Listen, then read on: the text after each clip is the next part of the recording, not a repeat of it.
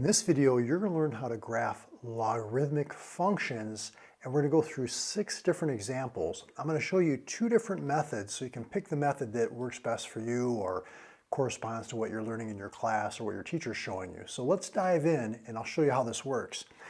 So the first thing we want to talk about is when we graph a logarithmic function, we want to understand that logs and exponential functions, they're inverses of each other. And you previously learned how to graph exponential functions. And when you find the inverse, is what you do graphically is you reflect it over this line y equals x. So when you reflect it, you're going to get a graph that looks something like this. This is a logarithmic graph. So what you can do is you can rewrite the log into exponential form, and I'll show you how to do that in some of these problems. So let's talk about example number 1 here, where we have y equals log base 3 of x. So how do we graph that? Well, remember how we said that logs and exponential functions are inverses. So what you can do is you can exponentiate or raise both sides using this base 3. So if these bases match, the exponential function and the logarithmic functions, they undo each other. So now what we have is we have this equation, x equals 3 to the y power.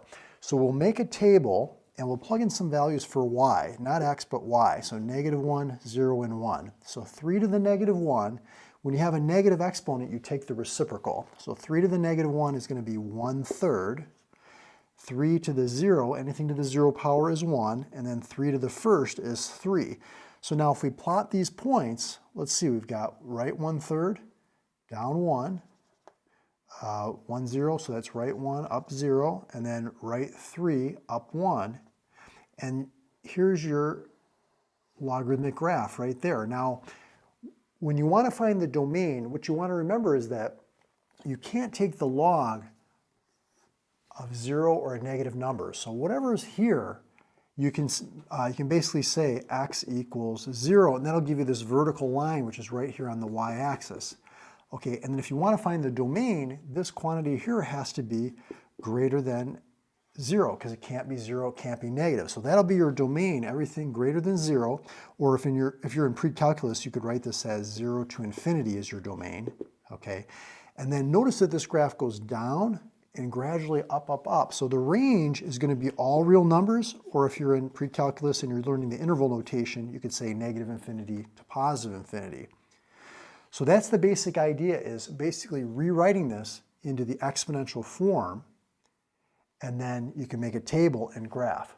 Let's look at a little bit more complicated problem now, where there's some transformations involved. So if we go over here to example number 2, I mentioned there's a couple different methods to use here. The first method we're going to talk about is using the transformation. So you could say, well, this +2, what does that do to the graph? This -1, what does it do to the graph? Well, the +2, when it's grouped with the x like this, it has the opposite effect. It's actually going to shift the graph left 2. And this -1, this affects the vertical direction up and down. It's going to shift the graph down 1. So you could think of this point right here as like your new starting point, okay, or like your new origin. Then you can focus in on this parent function, this basic function, y equals log base 4 of x, graph that, but from the shifted origin. So that's one way to do it.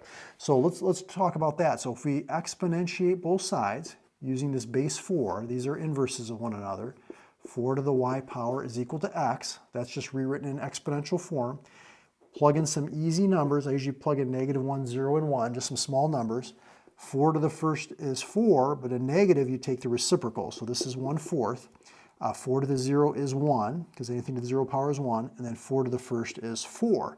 I'm going to plot these points from here. So what I can do is I can go right 1/4, down 1, right 1, up 0, right 4, 1, 2, 3, 4, up 1. And you can see this graph's going to look something like this. Now, the domain, remember how we said if you set this equal to 0, you can find your domain, whatever is grouped with the x here. So x + 2 = 0, subtract 2, x equals -2, gives you your vertical asymptote.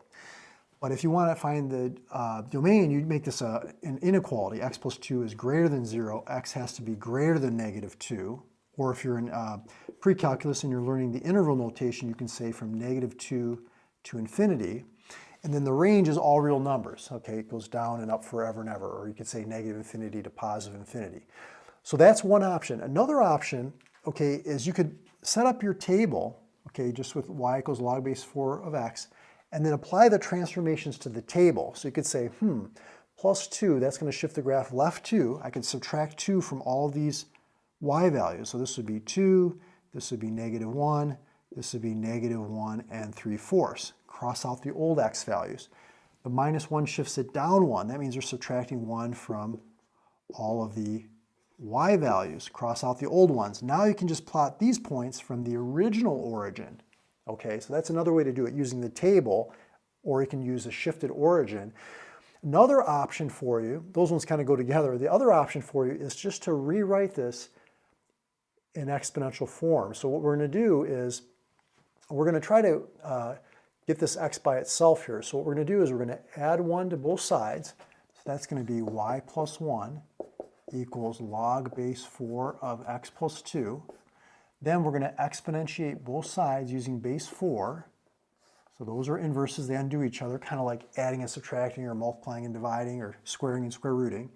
And then we can subtract 2 from both sides. And now what do we have? We have 4 to the y plus 1 power minus 2 equals x. Now this equation, we can make a table and pick some values for y. So you might want to pick like, let's just say negative 2, negative 1, and 0. Plug that in, get your x values, and you can graph it like that. So all we did was we got rid of the log, okay, by exponentiating, but we're trying to get this x by itself here. So we're just trying to solve for x by working from the outside in. And now that you're familiar with the exponential notation, we can just plug in for y and solve for x. So a couple different options. Let's look at a few more examples. Okay, let's take a look at example number 3 now. We have y equals log base 1/3 of x minus 3 plus 2. So let's look at a couple different options here. So this one we wanted to graph. We could think of shifting this graph right 3 and up 2. See, right 3, up 2. You can think of this as your new origin. You could draw your vertical asymptote right through here. That's the line x equals 3. And then you can focus in on the parent function, which is y equals log base 1/3 of x. Now what I like to do is I like to exponentiate or raise both sides using the same base 1/3. And what that does is that writes this in exponential form. So what I'll do is I'll plot some values for y, negative 1, 0, and 1. 1/3 to the negative 1 is 3, because the negative you take the reciprocal. 1/3 to the 0 is 1. Anything to the 0 power is always 1. And then 1/3 to the first is itself 1/3. What we're going to do is we're going to plot these points from this new origin. So we're going to go right 3, down 1, right 1, up 0, and then right 1/3, up 1. And so your graph looks something like this. Okay, and you might be saying, well, Mario, I thought the log graphs look like this, right? Well, if you think about graphing y equals 1/3 to the x, see, this is an exponential decay function. When that base is between 0 and 1, it's going to go down to the right. And then if you reflect it over the line y equals x, you're going to get a graph that looks something like this. Okay, and so that's why that graph looks like that. Now, another way to do this problem is you can take your parent function, like we just did right here, and then once you have your table, you could add 3 to all the x coordinates. So that'd be like 6, 4, and 3 and 1/3. And then the plus 2 shifts everything up 2. So if you add 2 to all of the y coordinates, you could plot these points, but you'd plot them from the original origin, 0, 0. And then the other option is what you can do is you can solve for x. So what I would do is I would subtract 2 from both sides of this equation. So it'd be y minus 2 equals log base 1/3 of x minus 3, and then I would exponentiate both sides. Okay, that way these are inverses, they undo one another, and then I would add 3 to both sides of this equation. So you're going to get 1/3 y to the y minus 2 power plus 3 more equals x. And then what you can do is make a table, just plug in some values for y, get your x coordinates, and then plot from the original origin. So you have a few different options with these problems, whichever way you like to approach it. Now, as far as the domain, see, whatever's in the parentheses here, or group with the x, this has to be greater than 0. So if I solve that inequality, add 3 to both sides, x has to be greater than 3. Or you could say in interval notation from 3 to infinity. And then the range for these log graphs is always going to be all real numbers. Okay, let's take a look at example number 4. Now, this one is a little bit more challenging just in the sense of the way that it's written. So you see this 4 right here? Watch carefully. What I'm going to do is, since this is a positive 4, I'm going to put the 4 over here, and I'm just going to subtract the 4 there. So I'm not really doing anything to both sides of the equation. I'm just putting the 4 over here instead of in front, just to kind of rewrite it a little bit. Now this one, we have a negative in front of the log. What do you think that negative does to the graph? Well, it's going to reflect it over the x-axis. It's going to make all the y values the opposite sign. So what you can do, you can still do like we were doing before. You could say this is going to shift right 1 up 4. You can think of that as like your new origin. Here's your vertical asymptote.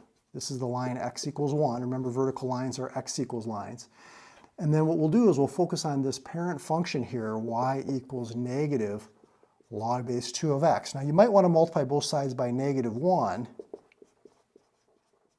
And then when you exponentiate both sides, you can see this is 2 to the negative y power equals x. So we'll go ahead and plot some values for y, like -1, 0, 1. A negative times a negative gives you +1. 2 to the first is 2. 2 to the 0 power is 1. And 2 to the -1 is going to give you 1/2. Plotting from here now, right 2, down 1 would be right about here. Right 1, 0 would be right about here. Right 1/2 up 1 would be right about here. And you can see your graph is looking something like that. Domain would be x is greater than 1, or you could say from 1 to infinity if you're using the interval notation. Range is all real numbers. The other option you could do is you could think about the transformations. You could say, starting from the inside, working your way out, you could say, -1, that's going to shift the graph right 1, which is going to add 1 to our x values. So 3, 2, 1.5. And then this negative is going to make all the y values the opposite. So this would become a +1, 0, -1. And then the +4 shifts everything up 4. So adding 4 to the y's is going to be 5, 4, and 3. And then you can plot these points from the original origin. And the other option is you could try to solve for x. So what you could do is you could subtract 4 from both sides. So y minus 4 equals negative log base 2 of x minus 1. Multiply both sides by -1, so that would give you negative y plus 4 equals log base 2 of x minus 1. Exponentiate both sides using base 2. These are inverses. And then add 1 to both sides. So you'd have 2 to the negative y plus 4 plus 1 equals x. And then now you can just use this entire equation, plotting from the original origin, pick some values for y, get your x coordinates, and plot. So whichever method you like the best, go with that method. Let's look at 2 more examples. See if you can do these on your own. Okay, pause the video, see what you can do for number 5 and number 6. Now for number 5, if I was going to approach this problem, again, remember there's different ways to do it, but what I would probably do on this one is look at the transformations. So I would start with the parent function, which is y equals log base 5 of x. And then I would exponentiate both sides using base 5. And so this is our basic function, 5 to the y equals x. So if I plug in some small numbers here, 5 to the -1 is 1/5, 5 to the 0 is 1, and 5 to the first is 5. But then working from the inside out, the +3 is going to shift the graph left 3. So if I subtract 3 from all of these x coordinates, that's going to give us 2, that's going to give us -1, and that's going to give us -2 and 4/5. Then this 2 here is going to be a vertical stretch by a factor of 2, which is going to multiply all the y values by 2. And then this -1 is going to shift the graph down 1, which is going to subtract 1 from each of these y values. So now you can see, here's some points. We've got -2 and 4/5, -3, which is right about here, -1 is right about here, and 2, 1 is right about here. Okay, so now we can see that our vertical asymptote, if we set this equal to 0, x plus 3 equals 0, x equals -3 is our vertical asymptote. And our graph, this is just a rough sketch, but our graph's going to look something like this. Okay, now you can be a little bit more precise about finding where it crosses the y-axis and the x-axis. by setting the opposite variable equal to 0. But for now, this is just a sketch. Now the other option is what? Is to think about solving for x. So we could say, let's add 1 to both sides.